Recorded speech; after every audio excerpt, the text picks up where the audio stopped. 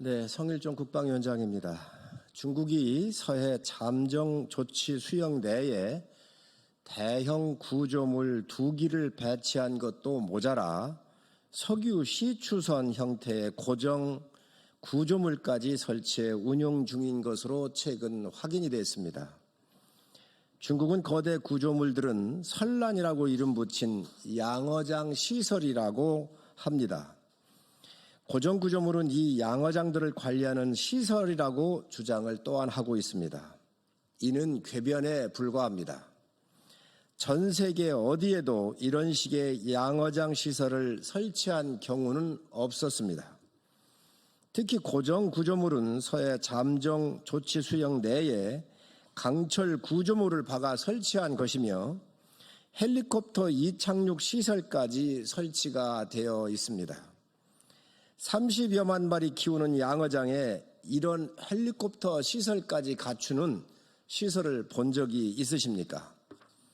이는 중국이 우리 영토 침탈에 대한 야욕을 노골적으로 드러낸 것으로 보이며 대한민국에 대한 침략 행위로밖에 볼 수가 없습니다.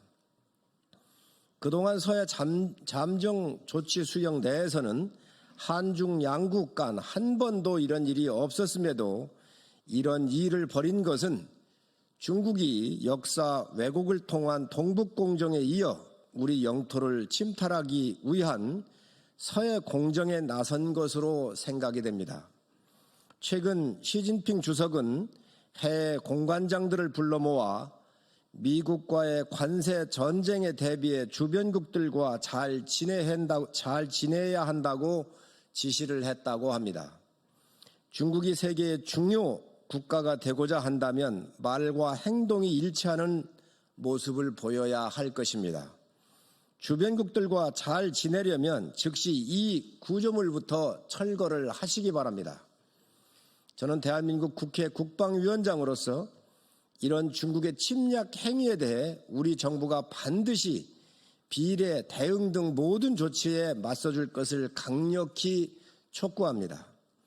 오는 10월 대한민국 경주에서 열리는 에이펙에 중국의 시진핑 주석도 참석할 예정인데 이렇게 영토 침탈 야욕이 있는 국가 정상을 어느 나라 국민들이 환영을 할 수 있겠습니까?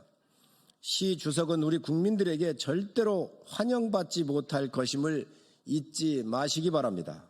저는 또한 민주당에 제안합니다.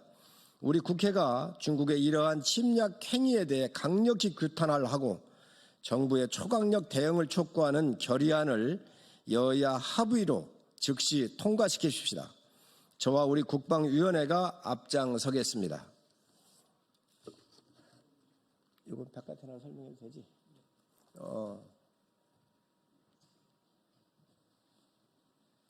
들고 있어봐. 본 시설물은 가까이 와라. 본 시설물은 중국이 서해에 설치한 이 구조물입니다. 어마어마한 구조물입니다. 방금 말씀드렸듯이 설란 125에 또 주거시설이라고 얘기를 하지만 7명이 주거시설로 쓰는데 또 30여만 마리밖에는 기르지 않는 이 양어시설에 헬기장까지 있다고 하는 것은 있을 수가 없는 구조물입니다.